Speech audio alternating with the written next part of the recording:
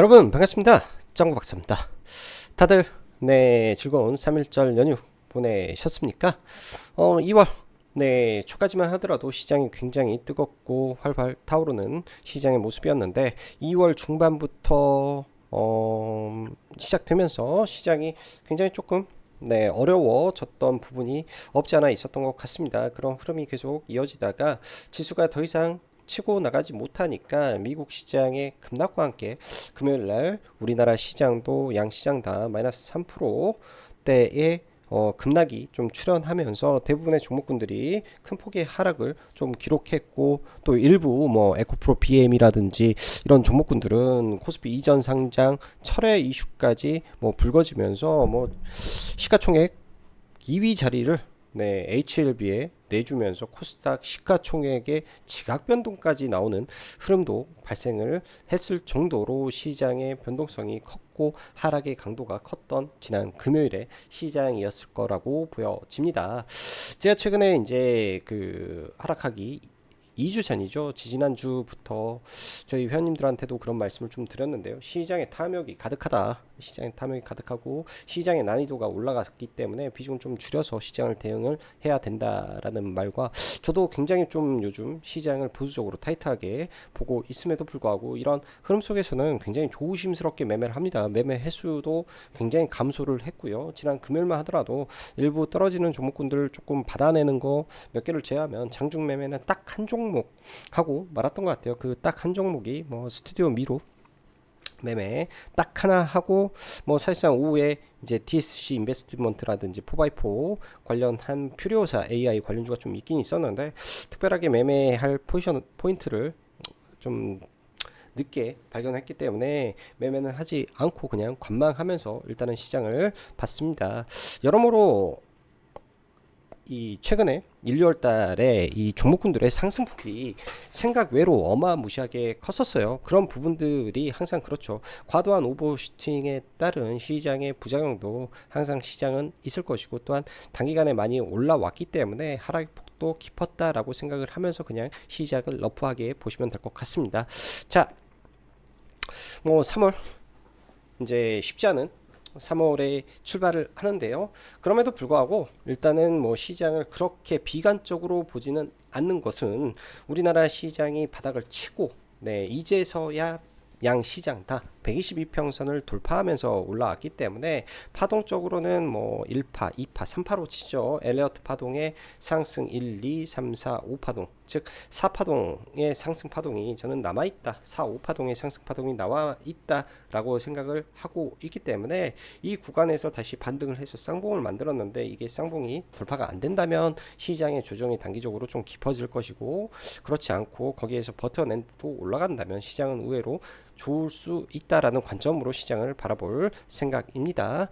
자, 들어가기 앞서서 라이브 방송 가입 진행하고 있으니까 관심 있으신 분들은 카페에서 가입해서 함께 하시면 될 것 같네요. 자, 금요일 시장의 급락과 미국 증시의 반등, 현 구간 고려해야 될 요인들이 굉장히 많지만 시장의 반등의 강도를 확인하면서 대응하면 될 것이다. 여기에다가는 뭐 제가 뭐 어그로성 내용은 안 들었지만 밑에 보시면서 내용 확인하시면 될 것 같습니다.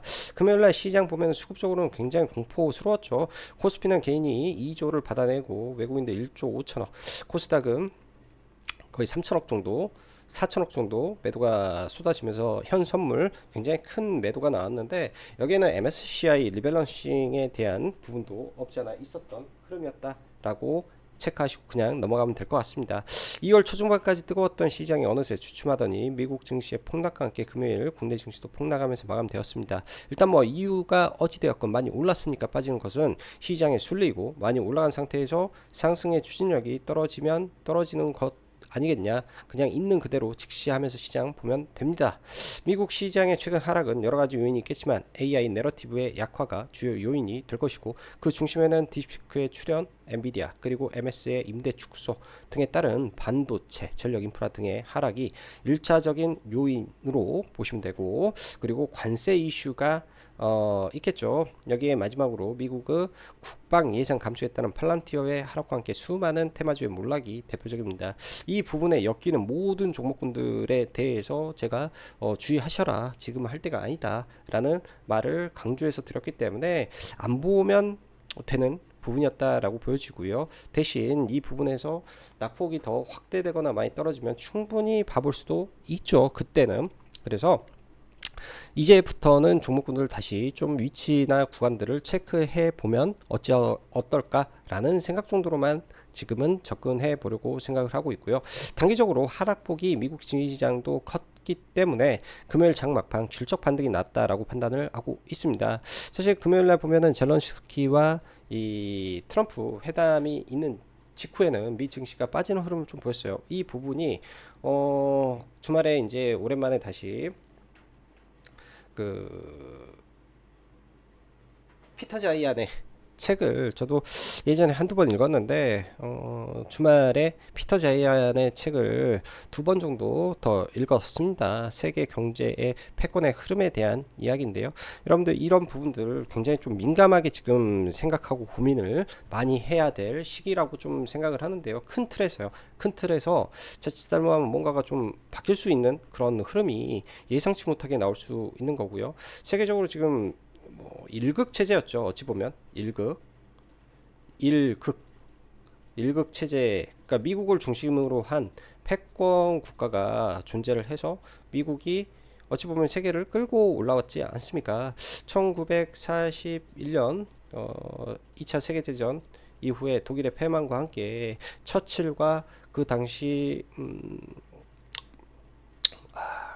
대통령 이름이 루즈벨트 루즈벨트 벨트와 이제 영국의 처칠과 이제 협상을 조약을 맺고 탄생한 나토와 등등등 이런 부분이 어찌 보면 지금까지 이어져 내려왔고, 이 상태에서 원래 이 영국이라든지 유럽의 제국주의의 패권이 없어지고 이게 미국으로 가서 다자주의의 세상이 펼쳐졌었는데 이 일극 체제가 흔들린다. 일극 체제가 다극 체제로 가는 거를 지금 시장은 준비하고 있는 단계가 아닌가라는 생각을 해 봅니다. 즉 EU가 미국에 의존했던 부분들이 흔들릴 수 있다라는 거죠. 이번에 젤란스키와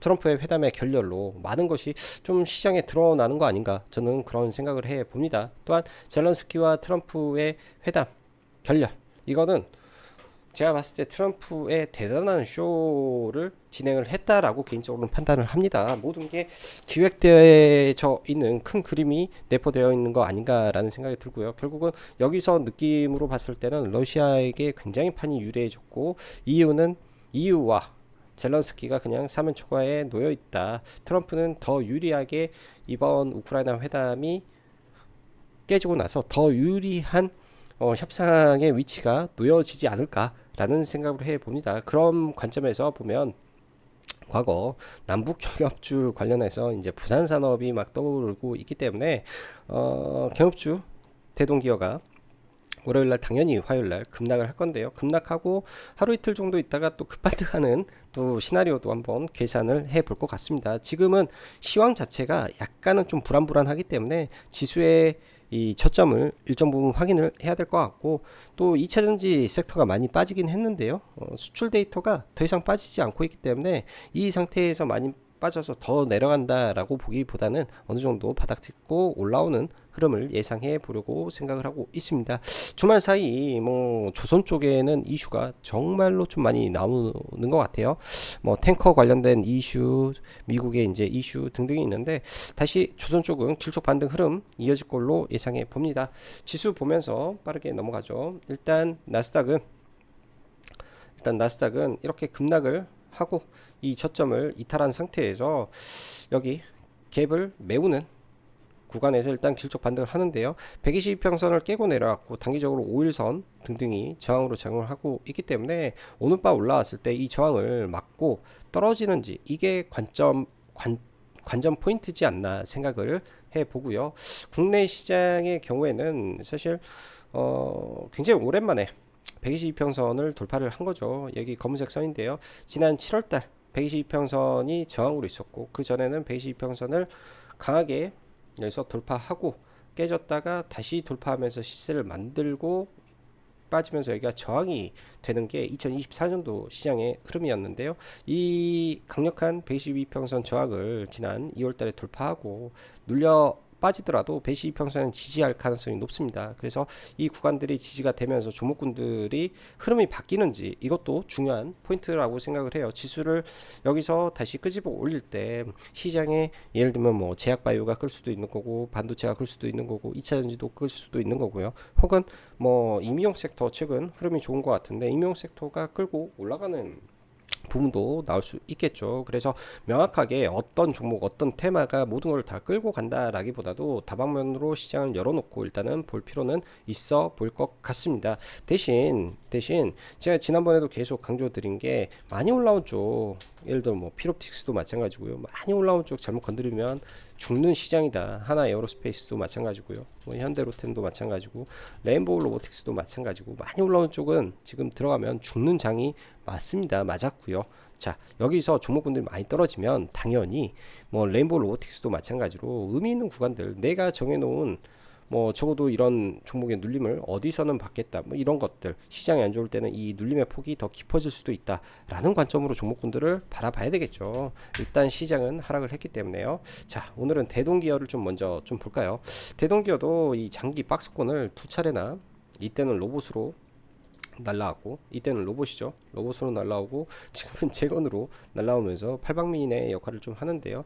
뭐 금요일날 빠지게 되면 당연히 뭐 20% 정도는 저는 빠진다라고 보고 있습니다. 많이 빠지게 되면 뭐 당연히 19,000 얼마 19,000원대까지 한 20% 정도는 기본적으로 빠지는 거는 저는 예상을 하고 있고요. 22% 24%뭐 이 정도 빠지게 되면 괜찮을 것 같아요. 한번 해볼 것 같습니다. 이렇게 빠져서 아래 꼬리 잡는 뭐 이런 역할로 대동기업 딱 대장 하나만 좀 볼 것 같고요. 대장 하나만.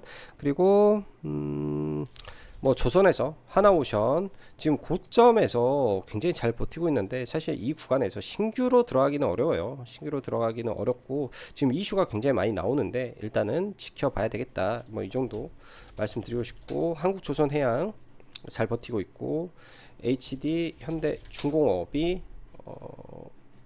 많이 올랐다가 좀 눌리고 있는데요. 차라리 이런 쪽에서 기회를 찾아보는 방법도 있지 않나 생각이 듭니다. 삼성중공업도 마찬가지로 고점에서 계속 왔다 갔다 흐름인데요. 이런 종목군들 관심 종목에 넣어놓고 좀 체크해 볼 필요가 있고 최근에는 시장 자체가 조금 무겁다 보니까 종목군들이 쉽지 않은 흐름을 좀 많이 내주고 있는 것 같은데 그럴 때일수록 스윙 종목은 아주 천천히 눌림으로 천천히 잡아 들어가는 전략이고 당일 주도주 안에서 흐름을 계속 체크하고 시장을 바라봐야 되는 거죠. 당일 주도주라고 하면 당연히 뭐 돈이 많이 들어오고 이슈가 살아있고 시장 악재와는 무관한 종목군들이 많이 펼쳐지는데 금요일 날의 스튜디오 미러가 그런 식의 상승이 좀 있었다. 스튜디오 미러가 근데 이게 단순하게 한학령으로 올랐다라기보다는요. 스튜디오 미러가 한학령보다는 이번에 봉준호 감독의 새로 개봉한 미르 미키 17 관련된 와이브라더스와 협력관계에 대한 기대감으로 올라갔다라고 보여집니다. 그렇기 때문에 얘가 뭐 시간에 9%가 올랐지언정 돌파하고 그러지는 어렵겠다라고 좀 보여지고요. 이번 회당 결렬로 인해서 방산주가 예를 들어서 올라가게 된다면은 제가 볼 때는 지금은 추격 매수하거나 올라가더라도 매매할 구간은 아니다 정도로 해석을 해보고 그나마 제일 국내 증시에서 나은 게 조선업종인데 조정이 좀 나오면은 조선업종은 네, 적극적으로 관심을 가지고 봐봐야 될 섹터라고 생각이 드네요. 조선 쪽은 자 다들 네 다음 한 주간 네 시장 대응 잘 하시고요. 아무튼 월요일날 화요일날 시장은 길적 반등을 할 텐데 바로 따라 들어가기보다는 일단은 확인하고 시장 대응하시면 될 것 같네요. 자 오늘도 영상 시청해 주셔서 감사하고 여기까지 짱구 박사였습니다. 감사합니다.